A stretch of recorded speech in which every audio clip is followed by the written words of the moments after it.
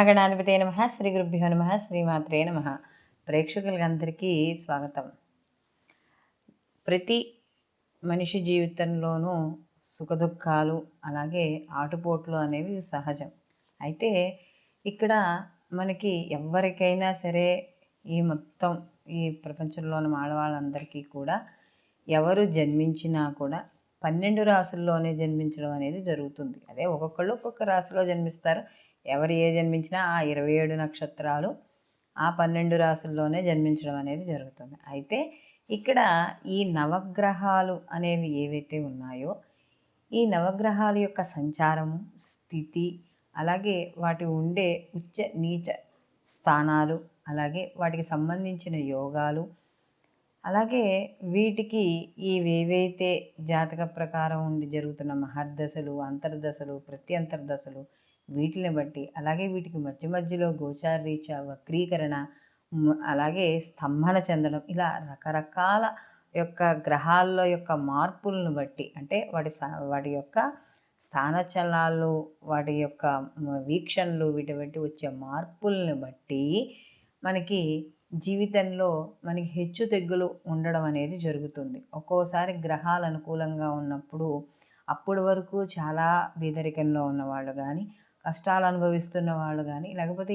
ఎటువంటి మాకు దారి దిక్కు తెన్ను ఏమీ లేదు అనుకున్న వాళ్ళకి ఆ గ్రహాలు ఒక్కోసారి మార్పు వల్ల వీళ్ళకి ఎక్కువ, అంటే ఒకేసారి హై లెవెల్లోకి వెళ్ళడం అనేది ఉంటుంది. ఒక్కోసారి గ్రహస్థితి బాగాలేకపోతే కిందకి పడిపోవడం కూడా అవుతుంది. అందుకనే మనకి చెప్తారు, మన కర్మ ప్రారంధం, జాతకము కర్మ ప్రారంధము, ఈ రెండింటిని బట్టి బళ్ళు ఓళ్ళు అవుతాయి, అలాగే ఓడలు బళ్ళు అవుతాయని చెప్పడం కూడా జరుగుతుంది పెద్దవాళ్ళు. కాబట్టి ఇలాంటి మనకి ఈ 12 రాసుల్లోనూ నవగ్రహాలు సంచరించడం వల్ల సహజంగా ఇచ్చే ఫలితాలు ఏమిటి అంటే, ప్రతిదానికి కొన్ని సహజ లక్షణాలు ఉంటాయి. మనకి ఒక జాతకంలో ఒక రాశి వాళ్ళకి ఈ గ్రహం ఇక్కడ ఉంటే అది సహజంగా ఇచ్చే ఫలితం. అది కాకుండా దాన్ని వీక్షించే గ్రహం ఉండొచ్చు, లేకపోతే ఆ గ్రహంతో ఇంకొక గ్రహాల కలయిక వల్ల కావచ్చు, చిన్న చిన్న మార్పులు అయితే వస్తాయి. అందుకనే ఎలా చెప్పాలంటే చూడండి, మనకి నిప్పు ఉంటుంది. నిప్పు ఉన్నప్పుడు దాన్ని ముట్టుకుంటే కాలుతుంది, అది దాని సహజ లక్షణం. అలాగే ఈ గ్రహాలు కూడా సహజంగా ఇవి ఏ రాశుల్లో ఉంటే ఎటువంటి ఫలితాలు ఉంటాయి అనే విషయాన్ని ఇప్పుడు మనం తెలుసుకుందాం. మకర రాశి కానీ చూసుకుంటే, మకర రాశికి వచ్చేటప్పటికి భావము దశమ భావంగా చెప్పడం అనేది జరుగుతుంది. దశమ భావం అనేటప్పటికి రాజ్యస్థానం, అంటే మనం చేసే వృత్తి, ఉద్యోగం, ఇవన్నీ కూడా మనకి వ్యాపారం, ఈ భావాన్ని సూచించడం అనేది జరుగుతుంది. ఈ గ్రహాధిపతి వచ్చేటప్పటికి శని భగవానుడు. ఇక్కడ మనకి ఉత్తరాషాఢ 2, 3, 4 పాదాలు, శ్రవణం 1, 2, 3, 4 పాదాలు, ధనిష్ట 1, 2 పాదాలు మనకి ఈ యొక్క మకర రాశిలోకి రావడం అనేది జరుగుతుంది. ఈ మకర రాశి కానీ చూసుకుంటే ఇక్కడ చరరాశిగా చెప్పవచ్చు. అయితే ఇక్కడ తత్వం వచ్చే భూతత్వ రాశిగా కూడా మనం చెప్పడం అనేది జరుగుతుంది. అయితే ఈ రాశికి నిడివి కానీ చూసుకుంటే 270 నుండి 300 డిగ్రీల వరకు ఇక్కడ నిడివి అనేది ఉంటుంది. అయితే ఈ మకర రాశిలోకి నవగ్రహ సంచారాలు జరగడం వల్ల ఎటువంటి ఫలితాలు ఉంటాయి జన్మలో సంచరించడం వల్ల అని చూసుకుంటే, రవి కానీ చూసుకుంటే ఇక్కడ రవి శనులకి ఇద్దరికీ కూడా పడదు. కాబట్టి ఇక్కడ రవి ఎప్పుడైతే ఈ యొక్క మకర రాశిలో సంచారం చేస్తూ ఉంటాడో అప్పటి నుంచి కాస్త వీళ్ళకి ఈ ఎక్కువగా మూర్ఖత్వము, అలాగే ప్రతిదానికి కూడా సాగదీసే విషయం, అంటే ఒక చిన్న విషయాన్ని వచ్చినప్పుడు దాన్ని ఏదో సూటిపోటి మాటలతో మాట్లాడడం, లేకపోతే ముందుకి వెనక్కి సాగదీయడం, సాధిస్తూ ఉండడం, ఇలాంటివి ఎక్కువగా ఆలోచనలు ఉండడం, అలాగే వారి యొక్క ధనాన్ని దాచుకొని ఇతరుల యొక్క ధనాన్ని ఖర్చు పెట్టాలనే ఆలోచనలు ఉండడం, ఇలాంటివన్నీ కూడా కాస్త అప్పుడప్పుడు కనబడుతూ ఉంటాయి. అలాగే ఇక్కడ సంపాదించే ధనంలో కూడా వీళ్ళకి సంపాదన అనేది తక్కువగా ఉండడం, దానివల్ల మాత్రమే వీళ్ళకి లోభత్వానికి వెళ్ళిపోవడం అనేది జరుగుతూ ఉంటుంది. కాబట్టి ఈ మకర రాశి వాళ్ళకి రవి కానీ జన్మలో సంచరించేటప్పుడు అక్కర్లేని వివాదాలకి, గొడవలకి, లేకపోతే ఏదో ఒకటికి ప్రతి పనిని ఏదో తాత్సారం చేస్తూ ముందుకు వెళ్ళడం, ఇలాంటివన్నీ కూడా కనబడుతూ ఉంటాయి.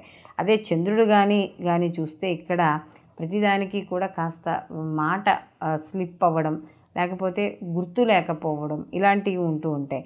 అలాగే కానీ మాట్లాడేటప్పుడు మాత్రం అంటే నోట్లో పందారు పోస్తున్నట్టుగా మాట్లాడడం, అంటే మంచి తెలివితేటలతో మాట్లాడడం, ఎదరవాళ్ళని ఎలా అయినా సరే వాళ్ళ పని అవగొట్టుకోవడానికి చూసుకోవడం ఇలాంటివి. అలాగే కాస్త ఆర్థిక పరంగా ఉన్నత స్థాయికి ఉండడం అనేది జరుగుతుంది. అదే కుజుడు కానీ ఉంటే, ఇక్కడ మకర రాశిలో కుజుడు వచ్చేటప్పటికి ఏమవుతుందంటే, ఇక్కడ ఉచ్చస్థానం కాబట్టి మకర రాశి వారికి ఇక్కడ కుజుడు ఇక్కడ జన్మలో కానీ ఉంటే వాళ్ళకి ఎక్కువగా అధిక ధనవంతుడు అవ్వడం అనేది ఖచ్చితంగా జరుగుతుంది. అంటే భూములు, ఇళ్ళు ఇలాంటివి ఎక్కువగా కొనుగోలు చేయడం. ఎందుకంటే కుజుడు కూడా భూకారకుడు కాబట్టి అలాంటి విషయాల్లో కాస్త అనుకూలంగా ఉంటుంది. అలాగే రాజులచే, అంటే ఇక్కడ ఎవరైతే పరిపాలన చేస్తారో, అంటే ఇప్పుడు మనకున్న దాని ప్రకారం ఈ ప్రభుత్వ పరంగా ఉద్యోగాలు కావచ్చు, లేకపోతే ప్రభుత్వ పరంగా అవార్డులు, రివార్డులు కావచ్చు, ఇలాంటివి ఎక్కువగా పొందడం అనేది జరుగుతుంది. అలాగే మంచి సత్సంతానాన్ని కలిగి ఉండడం అనేది కూడా జరుగుతుంది.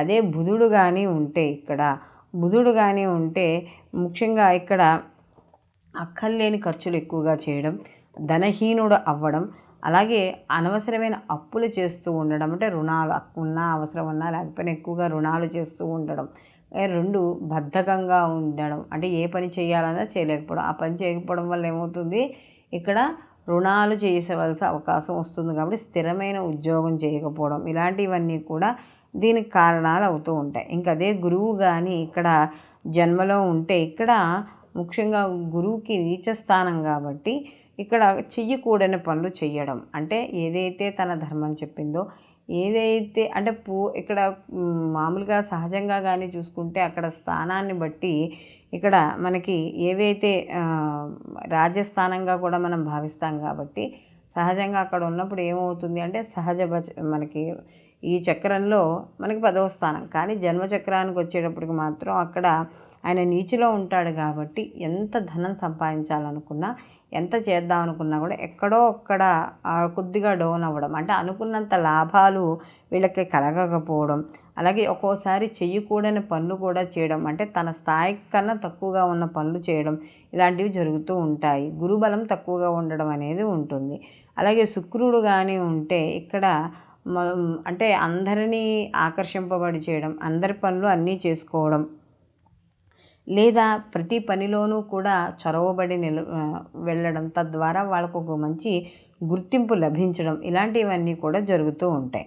అలాగే ఇక్కడ అంటే ఇంట్లో భార్యాబిడ్డల మాటలకి ఎదురు చెప్పలేకుండా ఉండడం, వాళ్ళకి నచ్చినట్టుగా ఉండడం, ఇలాంటివన్నీ కూడా ఇక్కడ మనకి కనబడుతూ ఉంటాయి. అలాగే ఇక్కడ ఇంకా శని భగవానుడు కానీ ఇక్కడ జన్మలో సంచారం చేస్తూ ఉంటే ఎక్కువగా జన్మరాశిలోనే ఉంటాడు కాబట్టి కాస్త మందత్వం అనేది ఎక్కువగా ఉంటుంది. అలాగే ప్రతిదాన్ని కూడా కాస్త కొంచెం లేట్గా చేసుకోవడం, అయితే ఇక్కడ లేట్గా వాటిని చేసుకున్నా కూడా స్థిరమైన భావన కలిగి ఉండడం, అంటే తీసుకున్న నిర్ణయం లేట్గా తీసుకున్నా కూడా, నిర్ణయం లేట్గా తీసుకున్నా కూడా దాని మీద స్టిక్ అయిపోయి ఉండడం అనేది జరుగుతుంది. అలాగే జన్మరాశి కాబట్టి ఏ గ్రహం ఆ యొక్క రాశిని సొంత ఇంటిని పాడు చేసుకోదు కాబట్టి సాధ్యమైనంత వరకు శుభ కార్యక్రమాలు వైభవంతో ఉండడానికి ఎక్కువగా ప్రయత్నించడం అనేది కూడా జరుగుతూ ఉంటుంది. అదే రాహు కానీ ఉంటే కాస్త అనారోగ్య సమస్యలు, ప్రతిదాన్ని కూడా వ్యతిరేకంగా ఆలోచించడం, అసలు సవ్యమైన దృష్టే లేకపోవడం, అలాగే ధన వ్యయం ఎక్కువగా ఖర్చు కావడం, ఇలాంటివన్నీ కూడా కనబడుతూ ఉంటాయి. అదే కేతువు కానీ ఉన్నప్పుడు కూడా ఇక్కడ కేతువు ఉన్నా కూడా అదే సమస్య, అనారోగ్య సమస్యలే ఎక్కువగా, దీర్ఘకాలిక వ్యాధులు కానీ ఇలాంటివి వెంటాడుతూ ఉండడం అనేది జరుగుతుంది. కాబట్టి ఈ మకర రాశి వాళ్ళకి ఈ జన్మలో నవగ్రహాలు సంచారం చేయడం వల్ల వీళ్ళకి ఎటువంటి ఫలితాలు ఉంటాయని తెలుసుకున్నాం. అయితే వీళ్ళు ప్రతిరోజు కూడా వీళ్ళకి ఏ గ్రహాలు ఏ స్థానంలో ఉండడం వల్ల బాగుండడం లేదని చెప్పుకున్నాం కాబట్టి ఆ గ్రహానికి సంబంధించిన శ్లోకాలు ప్రతిరోజు కూడా చదువుకోవడం ద్వారా మీకు మరిన్ని మంచి ఫలితాలు పొందడం అనేది జరుగుతుంది. సర్వే జనా సుఖినో భవంతు, లోకా సంస్థ సుఖినో భవంతు.